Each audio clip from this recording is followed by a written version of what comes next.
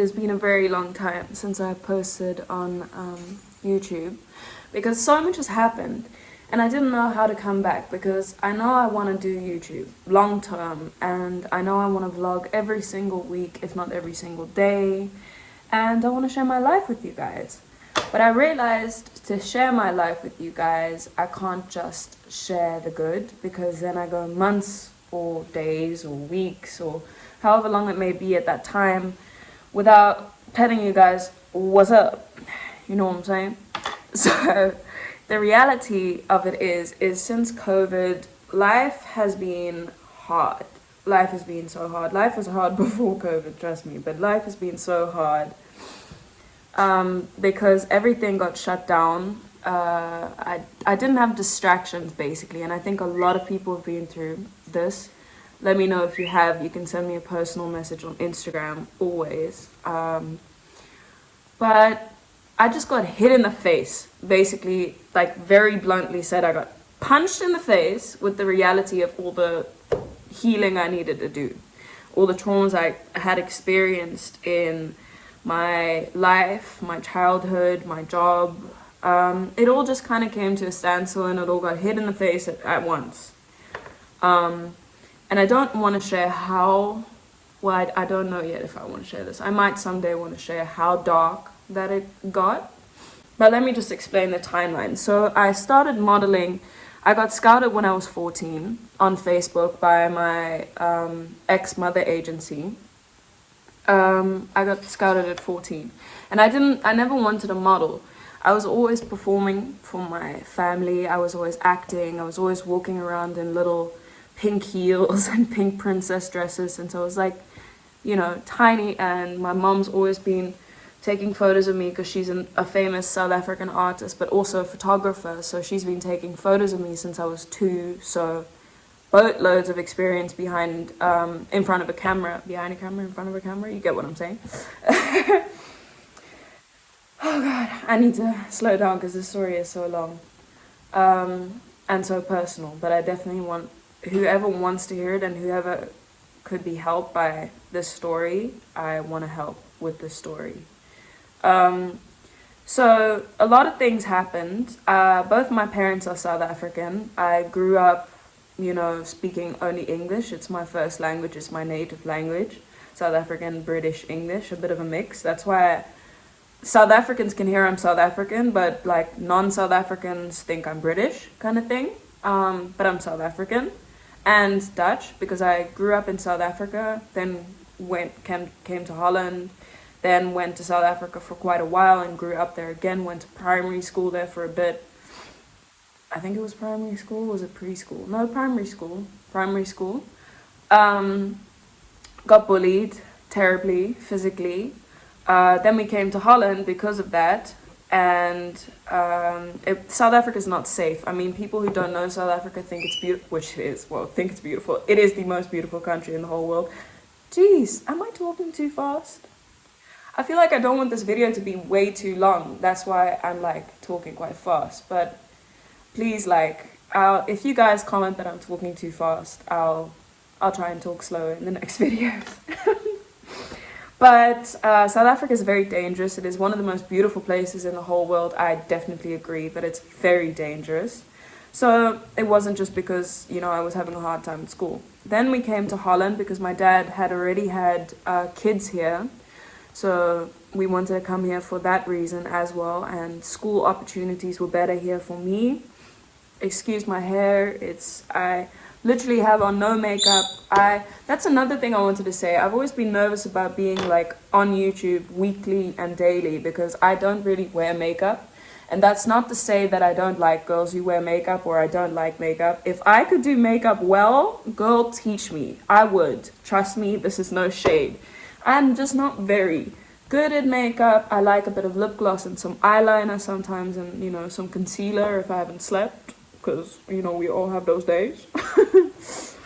But, yeah, so that's why. But, so you guys are just going to see me, like, I have brushed my hair. To be fair, I have brushed my hair. But I just haven't done anything except wash my face. How did I get there? I have no idea how I just got there. Woo, This is not scripted, as you can tell, because I didn't want to script it, because what am I doing? And reading my own life story, like, who am I?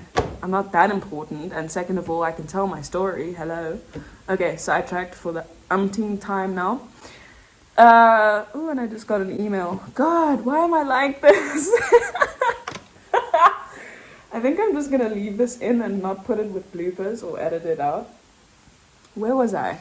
So we came to Holland after I'd been at school in South Africa for a bit. Then I came to school here.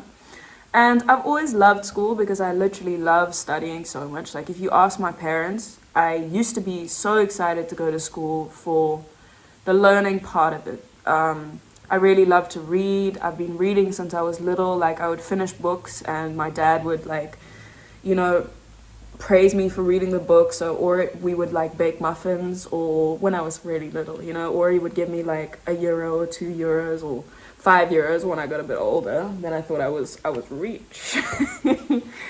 But yeah, so I used to love school, but I got bullied terribly in Holland as well. Partly because they were like, you're faking that you're South African, and you know, they would lie about who I was sleeping with or who I was not sleeping with. Meanwhile, I was a virgin. That kind of stuff, really. So I haven't really had it easy at school. And then I got scouted when I was 14 and I was at high school still. And I thought, no, I'm definitely not doing that. And when, in the same year that I got scouted, I got diagnosed with quite a serious disability in my leg. Therefore, it gets a bit more swollen, both legs actually, and therefore I wear a stocking up to my knee every day. So I kind of just have extra fluid in my leg. It's called lymphedema. And it can get very bad if you don't eat healthy and exercise daily. So I got diagnosed with that when I was 14. It was highly traumatic because I didn't know what it was.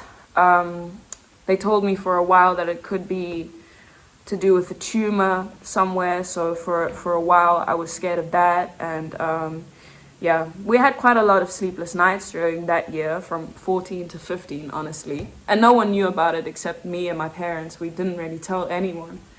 And no one really knows I have it now, except a few of my ex-agents do, and agents now, and a few friends, you know, and ex-boyfriends or whatever. So I got diagnosed with lymphedema when I was 14. I was in hospital for 3 weeks. I had to sleep there, and they had to check up on me and see how I was doing, if I needed a wheelchair, if I could walk again, if I could, you know, live a normal life, which luckily I can. I defeated the worst part of it, which was basically the diagnosis period, which was very, very, very, very hard. And when I think back on it now, that it's like 8 years ago or 6 years ago. Wow, my math. Hello, Ella. Jeez. Oops.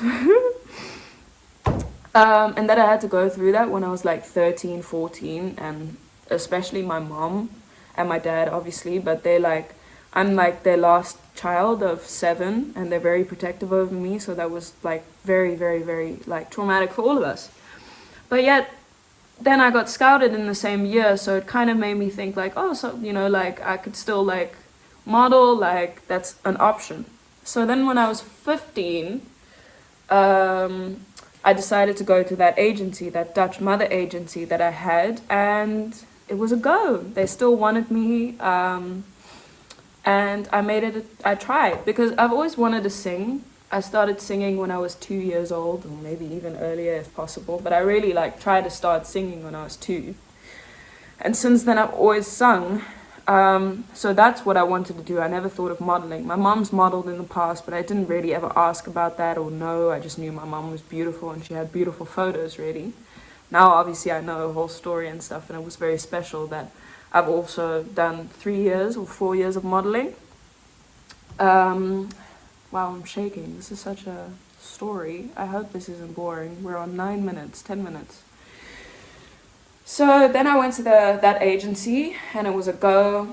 I had to lose a lot of weight. I was 15 years old. I'll insert the photo of how I looked.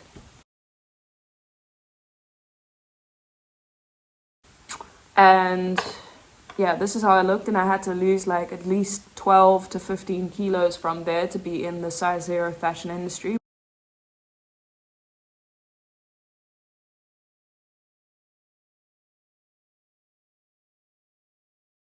which was very hard with extra fluid, with lymphedema, the disability in my legs actually, but in one it's worse, so you can actually see it. In the other one, it also hurts. It's like chronic pain all day long. But we'll get into that later. So then I had to train my arse off. I had to walk like, for the last 4 or 5 years, I think I've been walking like 10 to 15 to 20 to 30 to 40 kilometers a day, depending on the day. Every day, if not every other day, whilst eating very little, some days just juice, to fit this societal image of the size zero fashion industry, which I really tried and I really wanted, and I succeeded. So in 2018, when I think I was 16, let me go back a little bit, because when I wanted to be part of that mother agency, I also went to an event in 2017 from a Paul Fisher event. I don't know if you guys know the model scout who has this program on Dutch TV, and I got scouted by him as well, because it was an event with him and my mother agency at the time. So I went there and I got scouted by him, so that gave me extra motivation to want to lose that 12 to 15 kilos, like, you know, as quick as possible, which I did in like 6 to 8 months, I think. It was very, very quick, 6 months, I think, for a 15-year-old to lose 12 to 15 kilos. It was crazy. But I ended the relationship with him because he didn't believe in me and he wasn't giving me any support. He didn't want to let me go to other countries. He didn't want to let me go to, you know, to work, to start working, basically, because I wasn't thin enough. I was like 91, 92 centimeters around my waist at that time. Sorry about the parrot. Harry is featuring in the video. I was like 92 centimeters around my waist that time, maybe 93, and I had to be 89, 88.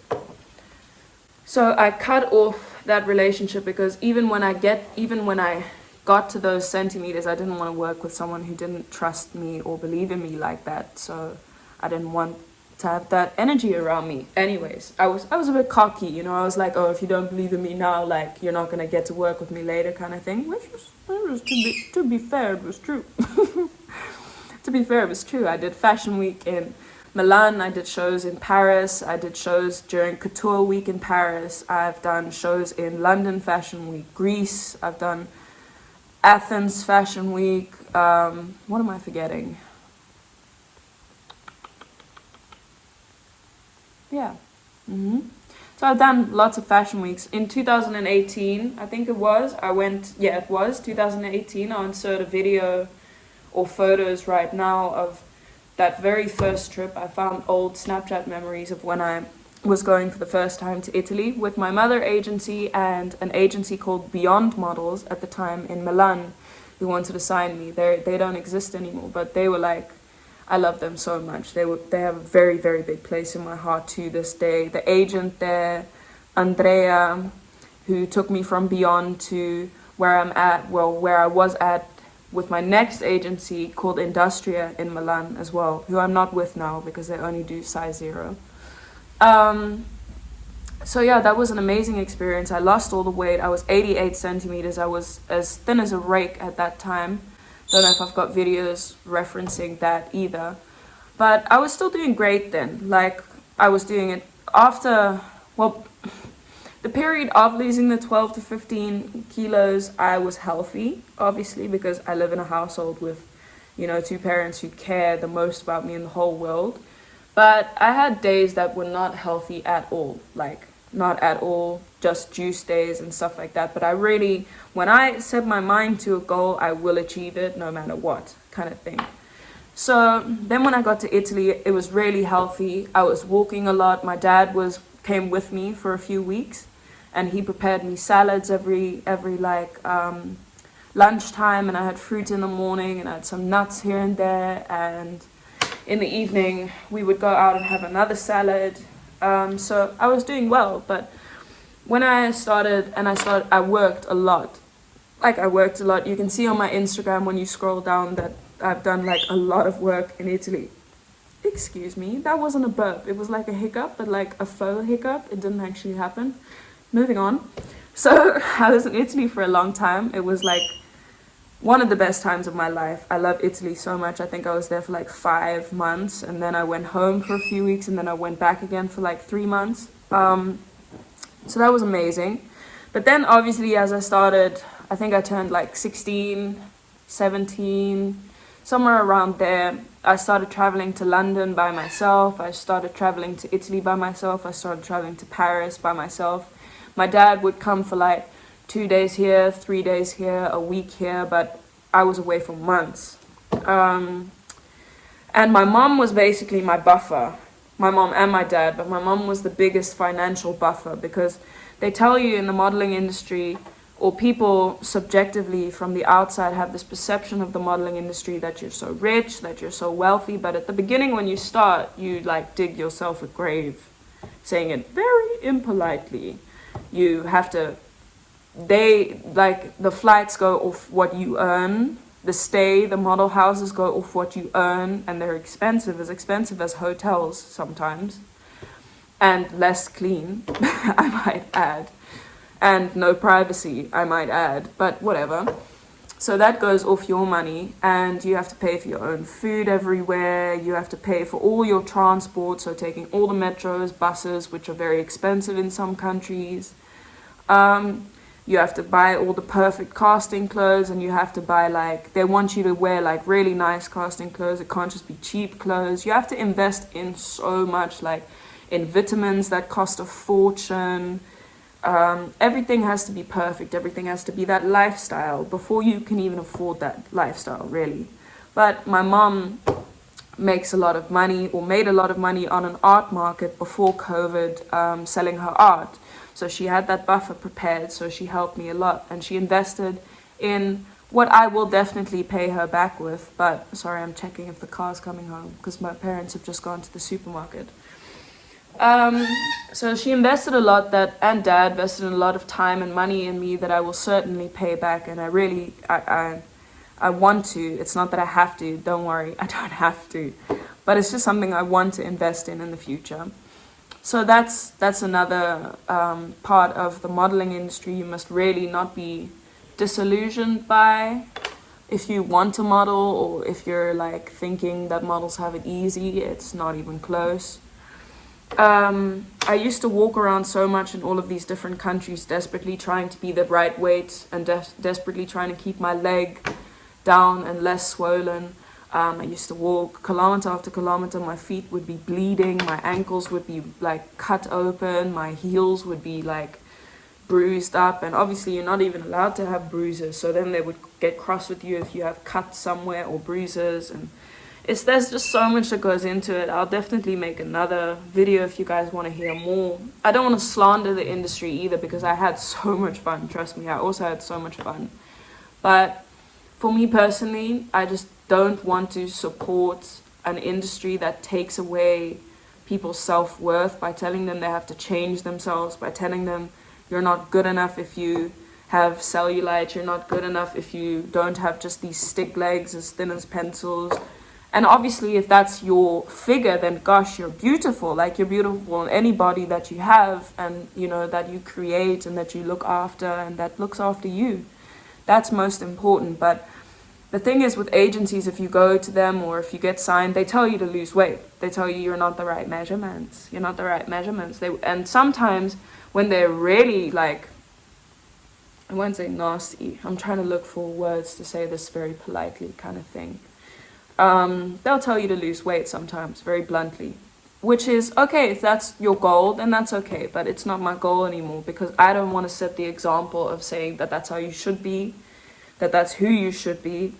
And I want to make a difference, basically. So I'm definitely not stopping with modeling, but I'm confining to not being allowed to show your disabilities, not being allowed to have disabilities, not being allowed to be any other shape than very, very, very anorexically thin, basically, or extremely thin, however you want to put it. I don't want to have to just drink water for days, or juice for days, or just have one apple and some nuts for days. I want to be alive.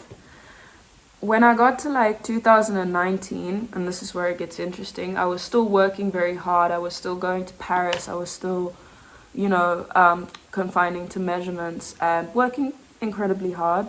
I couldn't have any friends because if at social events there was just food everywhere and alcohol.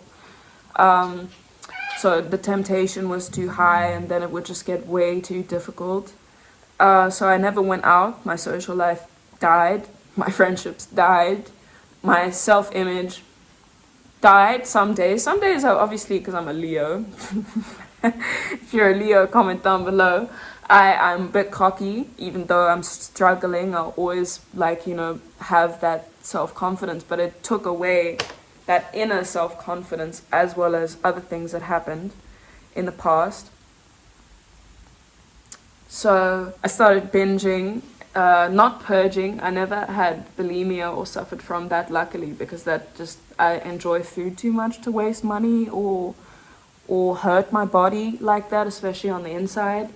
So I didn't purge, but I guess it is called binging and purging, because the next day I would starve myself completely. I'd just have water or juice or just a paprika. What do you call a paprika in English? I think it's just paprika, right? Wow. Mindfuck. See, this is the problem, because I speak Dutch because I live in Holland, but I also still speak English all the time with my family, so I'm like, sometimes I don't know words in Dutch and I don't know words in English sometimes. Great, right? But I know both of them fluently, so. Anyways, where was I? I'm getting awkward because I'm talking about emotional stuff, and I don't talk about emotional stuff to other people than my loved ones, and my loved ones are maybe 3 people that I really trust. Just because of that, I just also didn't want to go to different countries. But then lockdown happened and Corona happened, and my parents are very vulnerable to Corona. My dad has problems with his heart. Also, his parents had it as well, so it's genetics. And my mom has the beginning phases of COPD. I'm not sure if people know what COPD is, but it's problems with your lungs. So I was very careful. I didn't go out anywhere. Not that I was going out, but I stopped going out completely. I stopped really wanting to work as well because it was so stressful. I didn't want to make my parents sick. That's, God forbid, that were to happen. So I'd rather not make any money or work than come back from work, even though I was very careful, and make them sick. So I try to, I did a few jobs here and there and tested before and after, which was incredibly stressful, and I stayed in my room when I came home. But I just didn't work a lot, and obviously I didn't feel like walking because it rains here a lot and it was winter. So end of 2019, beginning of 2020 were the worst. Luckily I'm here, and luckily I've gone through so much healing. I had therapy for some sexual abuse I experienced. This is a lot of now.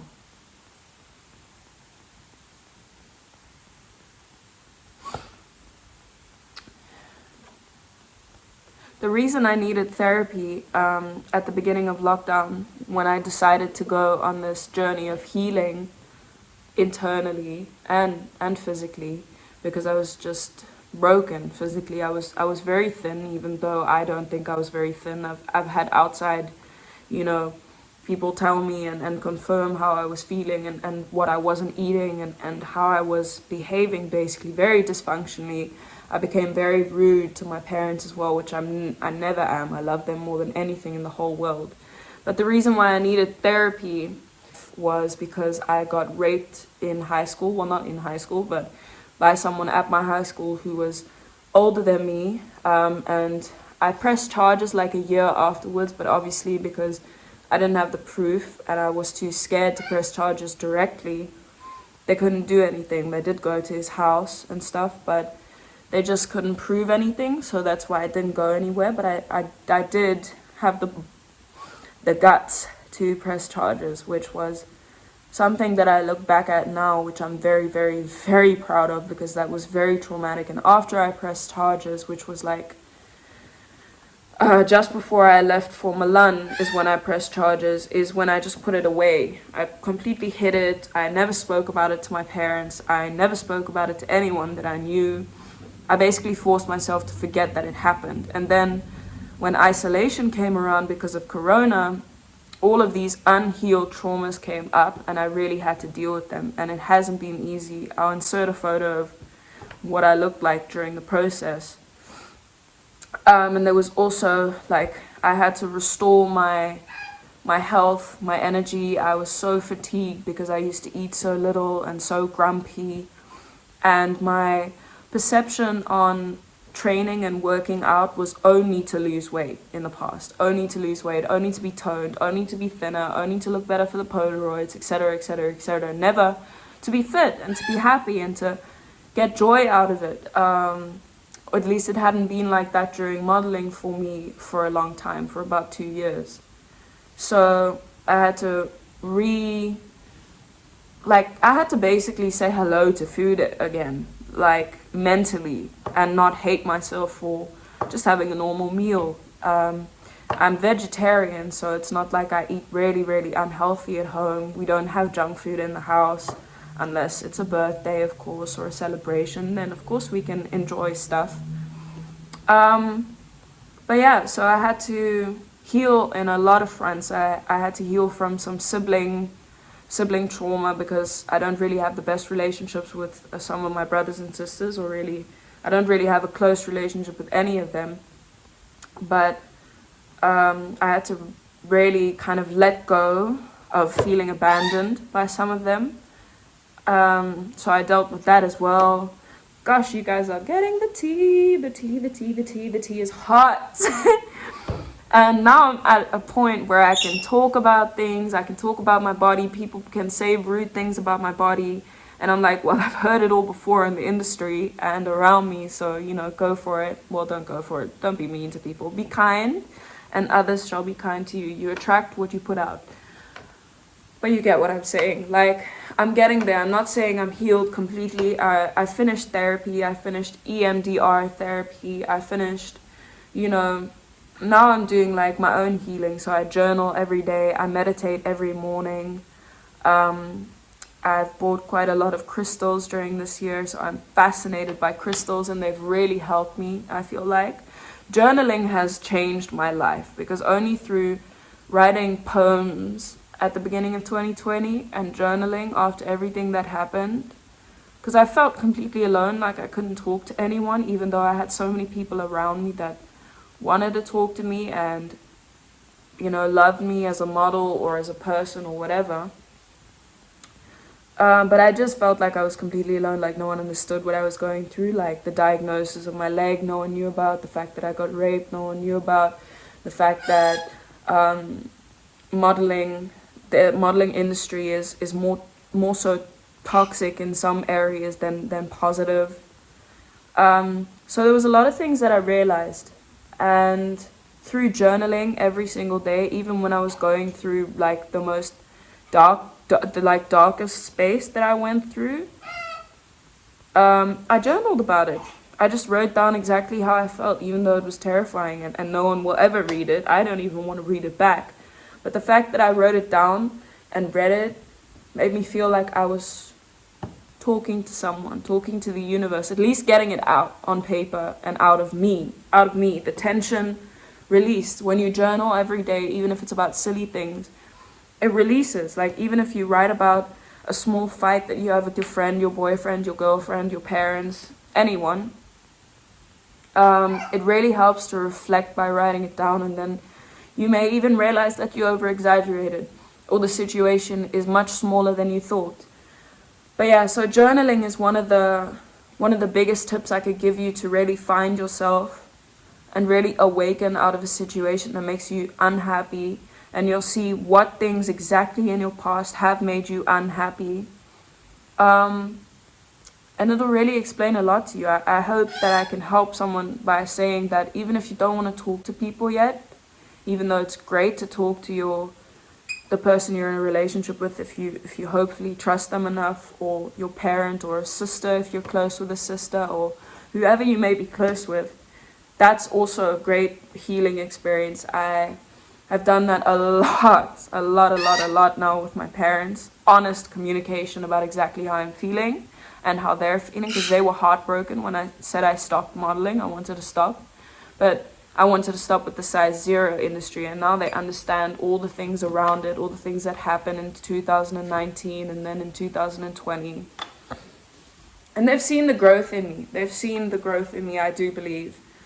And I've had lots of healing conversations with my boyfriend, which was also a big situation because he needed some healing as well. So we basically helped each other through lots of things to talk through. And yeah, it's just, life is becoming great. And I really realized that as well as modeling, as well as singing, as well as being a performer and being out there and being a YouTuber and being an influencer, possibly being whoever I want to be, I'm also going to study. I'm starting my study in August, where I'm going to help children who have trouble processing things at a young age. So like, the way I could put it is child psychology, but it's a bit more in a bit more specific area, like very young kids, to see how their brain works, to study how their brain works, why they move in certain ways. Everything is very, very deep, which I'm very, very excited about.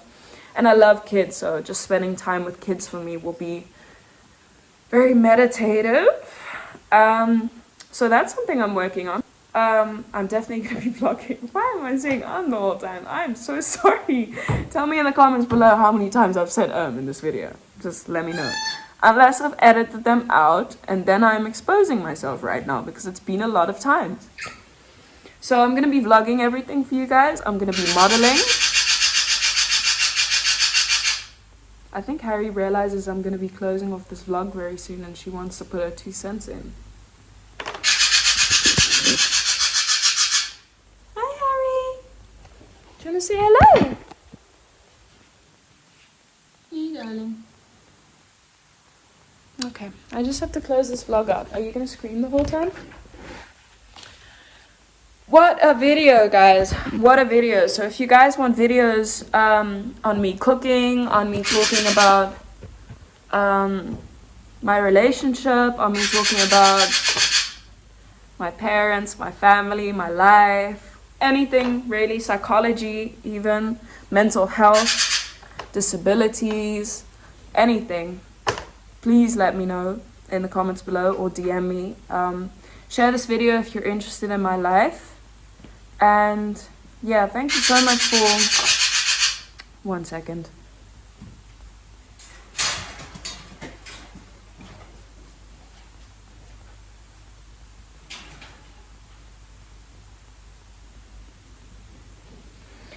Thank you so much for listening to my life.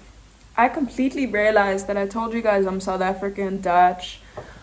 I'm a model, I love to sing, to act, I love psychology, my mental health story, but I never told you that I'm turning 20 on the 25th of July, 2021, so I'm 19 years old, in case anyone was interested.